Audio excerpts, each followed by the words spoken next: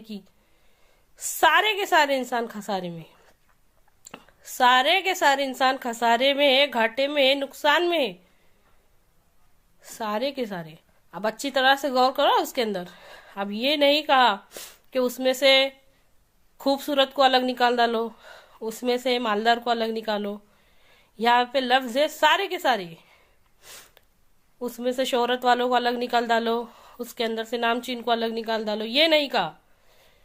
फरमाया क्या कि सारे के सारे इंसान नुकसान में है, खसारे में है, घाटे में है, सिवाय उन लोगों के, सिवाय उन लोगों के जो लोग ईमान लाए। चार बातों में गौर करो। जो लोग ईमान लाए और जिन्होंने अमल नेक किए, और जिन्होंने अमल नेक किए, और जो हक पर चले। हक का मतलब क्या है? दीन, अल्लाह ताला के हुक्मों पर चलने को और नबी करीम सल्लल्लाहु अलैहि वसल्लम के जैसी जिंदगी गुजारने को।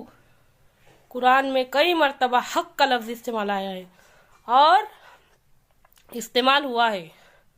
और जो लोग हक पर चले और जिन्होंने सब्र किया, अल्लाह ताला के हुक्मों पे चलने के वास्ते और नबी करीम सल्लल्लाहु अलैहि वसल्लम की जैसी जिंदगी गुजारने के वास्ते सब्र करना ही पड़ता है। और जिन्होंने सब्र किया, सिवाय उन लोगों के, सारे के सारे खसारे में है, घाटे में है, नुकसान में। अब हमको क्या गलत फहमी है? बहुत मुख्तसर सी सूरा है, गौर करके देखो, अपने कीमती वक्त में से वक्त निकाल के देखो।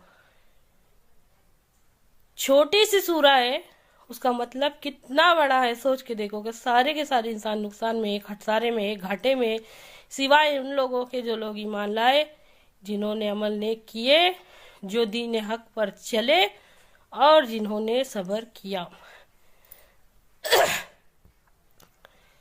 अच्छी तरह से समझिए इस बात को। हमारी अपनी जबान में कोई हमको हमारी तारीफ भी करता तो हमको समझ में आता, कोई हमको बुरा भला बोला तो भी समझ में आता, गाली दिया तो भी समझ में आता हमारी। इसलिए मेरा अंदाज समझाने का ऐसा है कि बात समझ में आए।